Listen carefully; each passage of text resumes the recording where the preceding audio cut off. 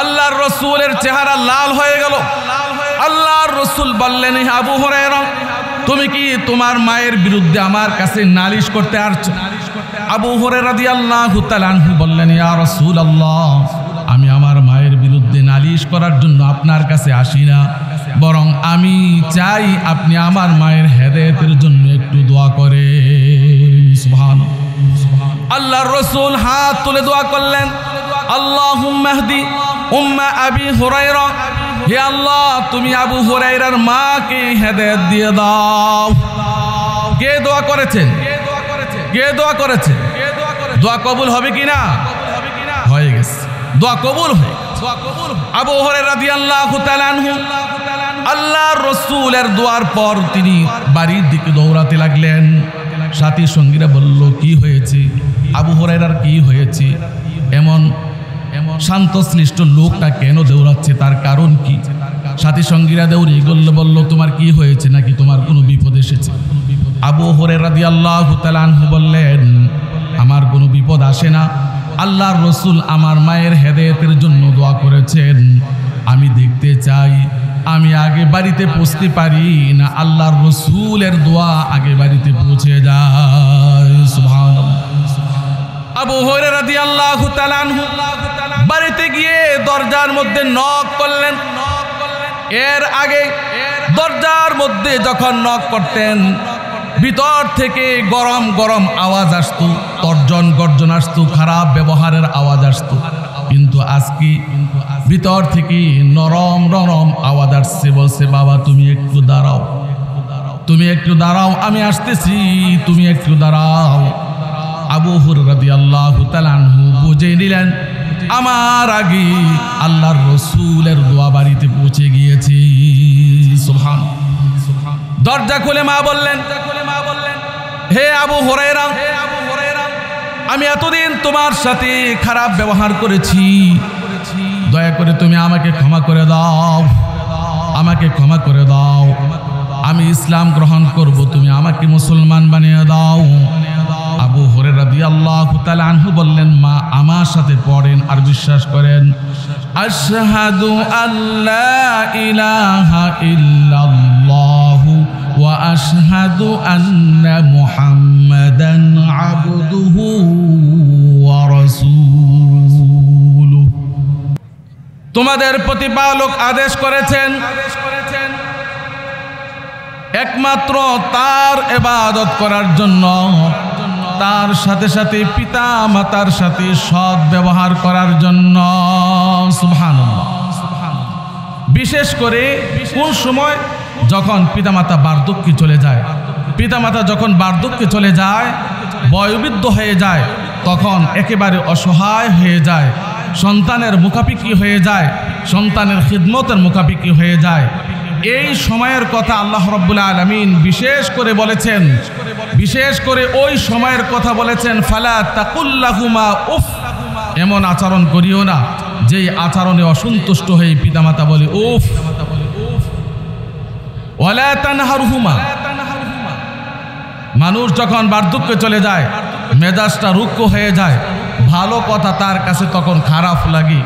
পিতামাতা যদি কোনো কথা আমাদেরকে বলে ফেলে, আমরা রাগ করে তাদেরকে ধমক দিতে পারবো, সব সময় তাদের সাথে ভালো ব্যবহার করতে হবে।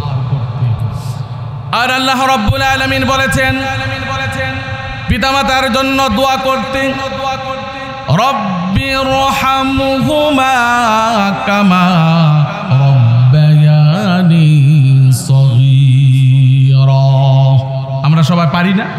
তাহলে একটু মহব্বতে সবাই বলি, রব্বিরহামহুমা কামা রব্বায়ানি সগীরা। হে আমার প্রভু, হে আমার রব, আমার পিতামাতা আমাকে যেরকম ভাবে স্নেহ সোহাগ দিয়ে লালন পালন করেছেন, ঠিক অনুরূপ ভাবে আপনিও তাদেরকে এরকম ভাবে রহমতের কোলে লালন পালন করুন। সুবহানাল্লাহ। আমার ভাইয়েরা, পিতামাতার জন্য দোয়া করলে লস হয় না। জনৈক সাহাবী বলেছেন, যেই সন্তান পিতা মাতার জন্য দোয়া করবে না, আল্লাহ রাব্বুল আলামিন তার জীবন জীবিকা সংকীর্ণ করে দিবেন, তার জীবন জীবিকা থেকে বরকত উঠিয়ে নিবেন। আল্লাহর নবী আরেক হাদিসের মধ্যে বলেছেন, ইন্নাল আবদা লা ইয়ামুতু ওয়ালিদাহু আও আহাদুহুমা ওয়া হুয়া আকুর।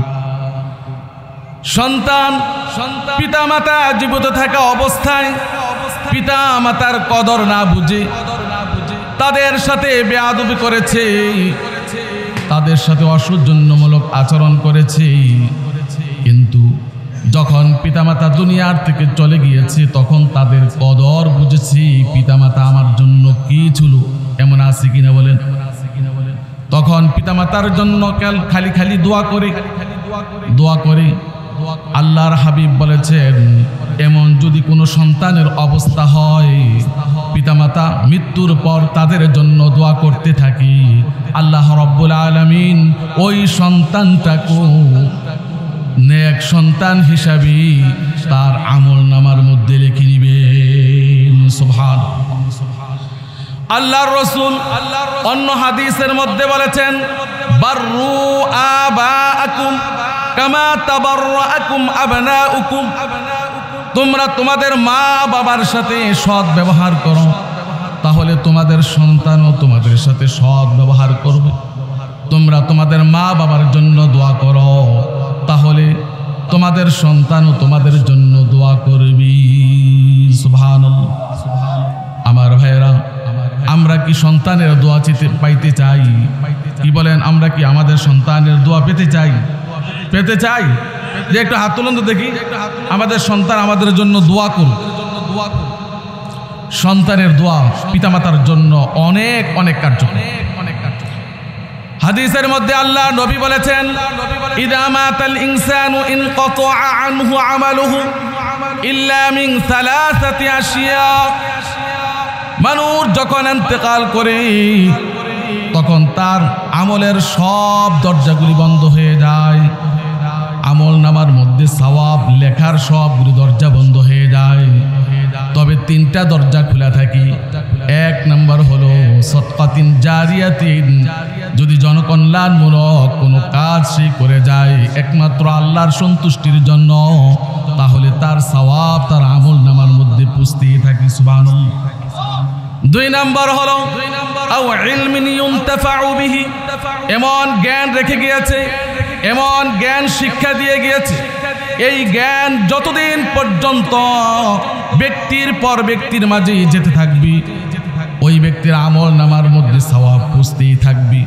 তিন নম্বর হলো আওয়ালাদিন সালিহিন ইয়াদউ লাহু, নেক সন্তান রেখে গিয়েছি, এই নেক সন্তানটা যতদিন মা বাবার জন্য দোয়া করবে, মা বাবার আমল নামার মধ্যে সওয়াব উঠতেই থাকবে।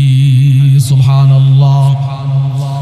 আল্লাহর রাসূল অন্য হাদিসের মধ্যে বলেছেন, কোন নেক সন্তান যদি পিতা মাতার চেহারার দিকে একবার তাকায়, রহমতের দৃষ্টি, করুণার দৃষ্টিতে, মায়ার দৃষ্টিতে, মহাব্বতের দৃষ্টিতে, সঙ্গে সঙ্গে তার আমল নামার মধ্যে একটি কবুল হজের সওয়াব লিখে দেওয়া হয়। সাহাবায়ে কেরাম জিজ্ঞাসা করলেন, ইয়া রাসূলুল্লাহ, যদি বারবার তাকায়, দৈনিক 100 বার তাকায়, তাহলে কি 100টা সওয়াব, 100টা কবুল হজের সওয়াব কি তার আমল নামার মধ্যে লেখা হবে? আল্লাহর রাসূল বললেন, হ্যাঁ, যদি 100 বার দিনে তাকায়, 100টি কবুল হজের সওয়াব তার আমল নামার মধ্যে লেখা হবে। সুবহানাল্লাহ। আমার ভাইয়েরা, এই জন্য পিতামাতার সাথে ভালো ব্যবহার করতে হবে, খারাপ ব্যবহার করা যাবে না, খারাপ ব্যবহার করা যাবে না। চাই পিতামাতা মুসলিম হোক অথবা অমুসলিম হোক, সদা সর্বদাই তাদের সাথে ভালো ব্যবহার করতে হবে, খারাপ ব্যবহার করা যাবে না। তবে পিতা মাতা আল্লাহর চাইতে বড় নয়, নবীর চাইতে বড় নয়। আল্লাহর কথা আর নবীর কথা দুইটা যদি একসাথে টক্কর লেগে যায়, তাহলে কার কথা প্রাধান্য হবে? আল্লাহর কথা মানতে হবে, নবীর কথা মানতে হবে, কিন্তু পিতা মাতার সাথে অসৌজন্যমূলক আচরণ, খারাপ আচরণ করা যাবে না। রাসূলের বিশিষ্ট সাহাবী হযরতে সাদ ইবনে আবি ওয়াক্কাস রাদিয়াল্লাহু তাআলা আনহু ইসলাম গ্রহণ করেছেন। মা দারুণভাবে অসন্তুষ্ট হয়ে পড়েছেন। তার কারণ হলো মা ছিলেন মুশরিকা। মা দারুণভাবে অসন্তুষ্ট হয়ে পড়েছেন। কসম করেছেন, যতদিন পর্যন্ত তুমি আমার ধর্মে ফিরে না আসবে ততদিন পর্যন্ত আমি পানাহার করব না, খাবো না, পানীয় পান করব না, আমি অনশন করব, মরে যাব, তারপরেও আমি পান করব না। এভাবে 3 দিন চলে গেল। আত্মীয় স্বজন সাদ ইবনে আবি ওয়াক্কাস রাদিয়াল্লাহু তাআলা আনহুকে মায়ের কাছে এনে ধরে বসালো, বুঝালো। সাদ ইবনে আবি ওয়াক্কাস রাদিয়াল্লাহু তাআলা আনহু মাকে বললেন, মা, আপনার সন্তানটা তো খারাপ পথে যায় না, ভালো পথেই যেয়েছে, ভালো পথ গ্রহণ করেছি, আপনি কেন রাগ করেছেন? আপনি খান, খাবার খান, আপনার স্বাস্থ্যটা শুকিয়ে যাচ্ছে, আপনি খাবার খান। না মা, খুব রাগ করেছেন, আমি খাবো না, যতক্ষণ পর্যন্ত তুমি ইসলাম ছেড়ে আমার ধর্মে না আসবে ততক্ষণ পর্যন্ত আমি খাবো না। সাদ ইবনে আবি ওয়াক্কাস রাদিয়াল্লাহু তাআলা আনহু আল্লাহর নবীর কাছে গেলেন, গিয়ে বললেন, ইয়া রাসূলুল্লাহ, আমি এই অবস্থায় ইসলাম ছাড়বো না গ্রহণ করব? আল্লাহর রাসূল কোনো কিছুই বললেন না। তার কারণ হলো আল্লাহর রাসূল নিজের পক্ষ থেকে কোনো কথা বলেন না, যতক্ষণ না ওহী আসে, ওহী ছাড়া কোনো কথা বলেন না। তিনি ওহীর জন্য তাকিয়ে রইলেন।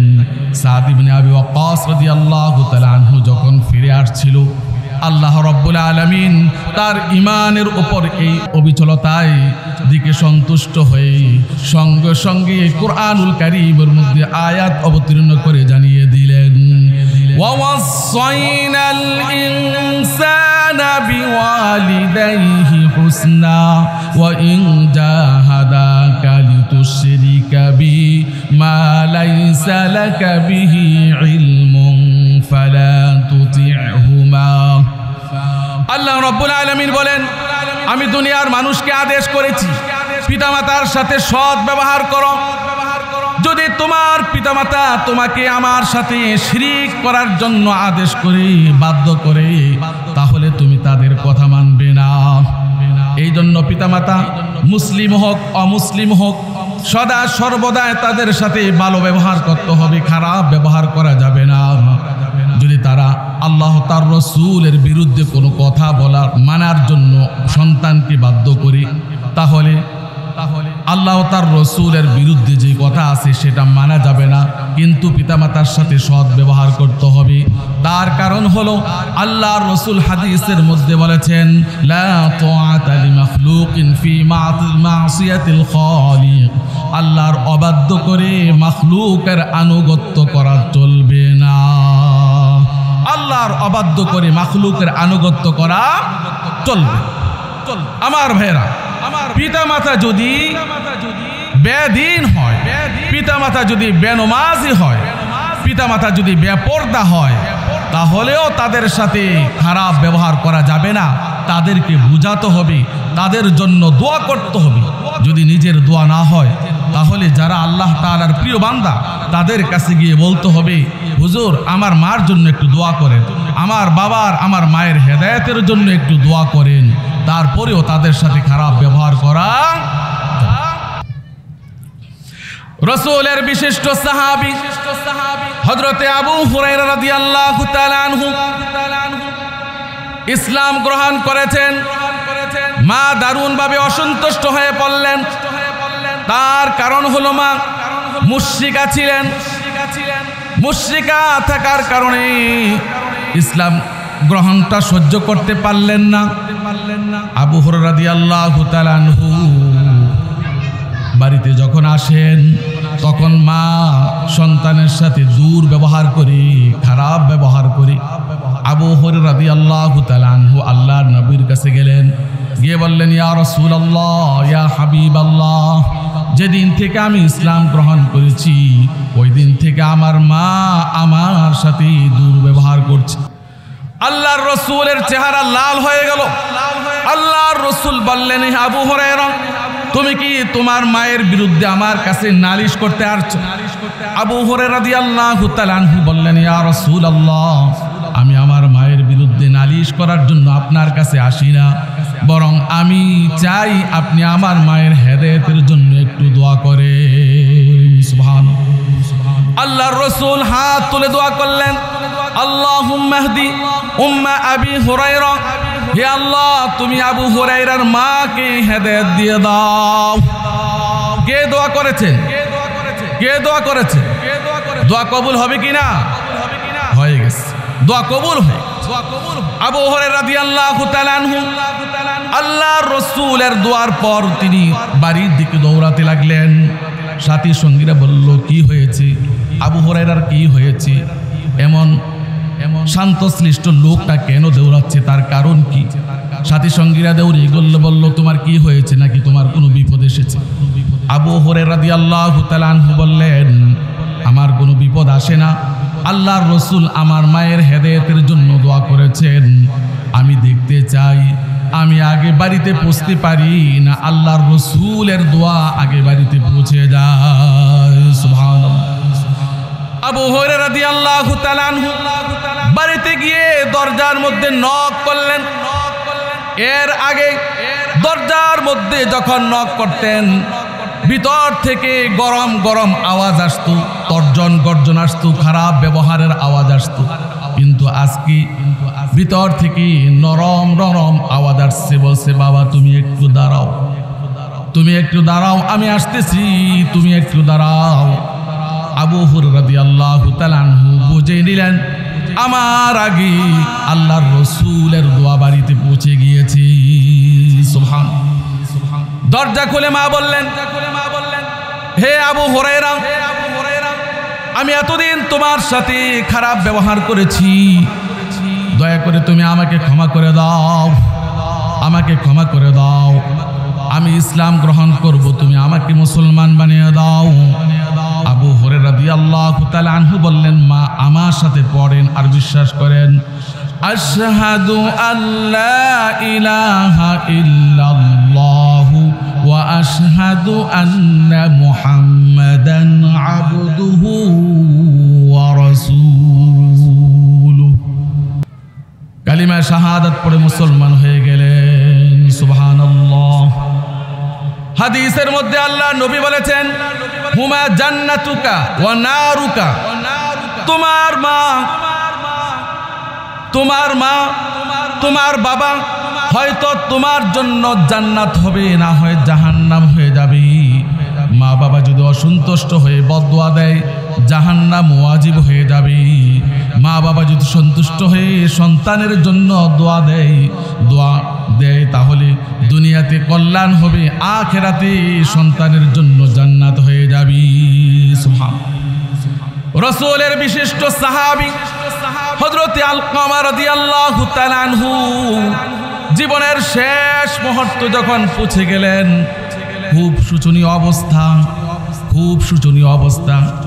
স্ত্রী আল্লাহর রাসূলের কাছে গিয়ে স্বামীর এই শোচনীয় অবস্থার কথা জানালেন। আল্লাহর রাসূল সঙ্গে সঙ্গে হযরতে বেলাল, হযরতে আলী, হযরতে আম্মার রাদিয়াল্লাহু তাআলা আনহুম আজমাইন, এই তিনজন সাহাবীকে পাঠালেন। তিনজন সাহাবী এসে আলকামা রাদিয়াল্লাহু তাআলা আনহুকে কালিমা পড়ানোর জন্য অনেক চেষ্টা করছেন, কিন্তু কোনোভাবেই মুখ দিয়ে কালিমা আসছে না। হযরতে বেলাল দেউরি আল্লাহর রাসূলের কাছে আসলেন, এসে বললেন, ইয়া রাসূলুল্লাহ, ইয়া হাবিবাল্লাহ, অনেক চেষ্টা করছি কিন্তু কোনোভাবেই তার মুখ দিয়ে কালিমা আসছে না।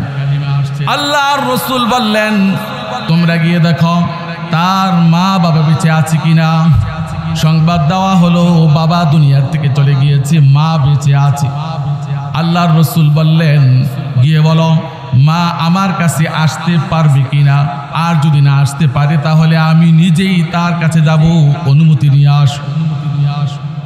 হযরতে আলকামা রাদিয়াল্লাহু তাআলা আনহুর মায়ের কাছে যখন এই সংবাদ পৌঁছলো, মা বললেন, আমি নিজেই আল্লাহর রাসূলের কাছে যাব। আল্লাহর রাসূল এখানে এসে কষ্ট পাবে, এটা আমার বরদাস্ত হবে না। এই জন্য মা লাঠিটা ভর করে আল্লাহর রাসূলের কাছে গেলেন। যাওয়ার পর আল্লাহর রাসূল বললেন, আপনার সাথে আপনার সন্তানের আচার আচরণ কেমন ছিল? মা বললেন, আমার সন্তান অত্যন্ত ভালো মানুষ, সে সব কিছু যথাসময়ে করে, যাকাত দেয়, সে নামাজ পড়ে ইবাদত বন্দেগী করে, এতে কোনো কমতি নাই। আল্লাহর রাসূল আবার জিজ্ঞাসা করলেন, আপনার সাথে আপনার সন্তানের আচরণটা কেমন, সম্পর্কটা কেমন? মা বললেন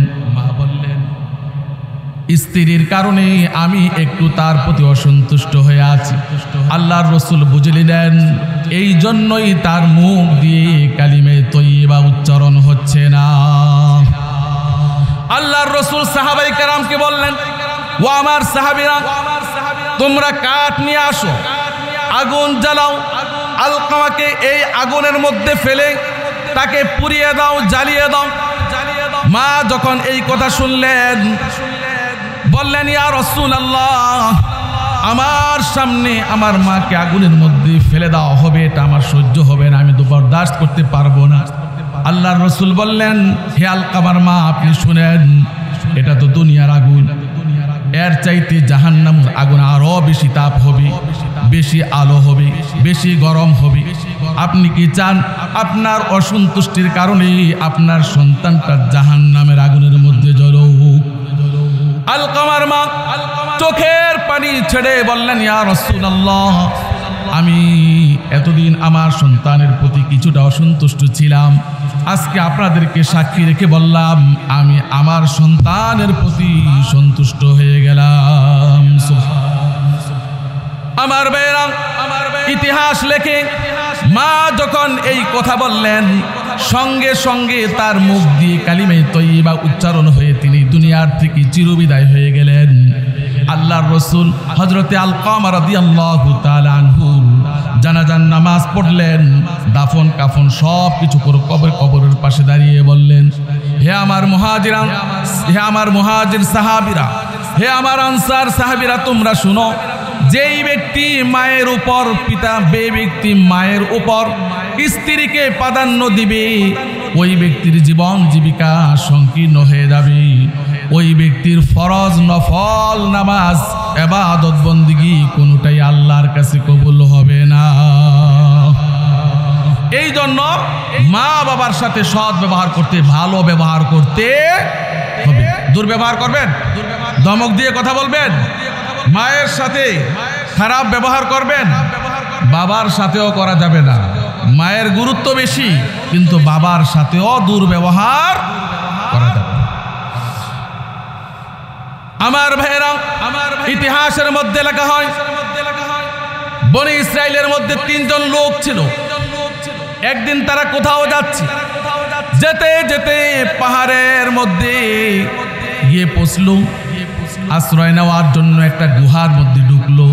হঠাৎ দুধ দহন করে মায়ের বাবার খাটের কাছে দাঁড়িয়ে রইলাম, আর মনে মনে ভাবলাম যদি ডাক দেই তাহলে মায়ের বাবার কষ্ট হয়ে যাবে, ঘুম ভেঙে যাবে, এই জন্য ডাক দিইনি। দাঁড়িয়ে রইলাম, গভীর রজনী পর্যন্ত দাঁড়িয়ে রয়েছি। যখন আজান হয়েছে তখন মা বাবা জাগ্রত হয়েছেন, তাদেরকে দুধ পান করিয়েছেন, তারপর সন্তানকে খাওয়াইয়েছেন, তারপর নিজে এবং স্ত্রী খেয়েছেন। ওই ব্যক্তি এই উসিলা দিয়ে দোয়া করল, রব্বুল আলামিন, এই কাজটা করেছি একমাত্র তোমার সন্তুষ্টির জন্য। যদি তুমি এই কাজটা আমার কবুল করে থাকো, আমার প্রতি সন্তুষ্ট হয়ে থাকো, তাহলে এই আমলের উসিলায় তুমি এই পাথরটা সরিয়ে দাও। সুবহানাল্লাহ। হাদিসের মধ্যে লেখা হয় এই ব্যক্তির দোয়ার কারণে পাথরটা একটু সরে গেল। দ্বিতীয় ব্যক্তি তার জীবনের শ্রেষ্ঠ আমল দিয়ে দোয়া করেছে, আরেকটি সরে গেল। তৃতীয় ব্যক্তিও তার জীবনের শ্রেষ্ঠ আমল দিয়ে দোয়া করেছে, আরেকটি সরে গেল। পরিশেষে 3 জন সেই গুহার থেকে মুক্ত হয়ে বের হয়ে গেল। সুবহানাল্লাহ। এই জন্য মা বাবার সাথে ভালো ব্যবহার করতে হবে।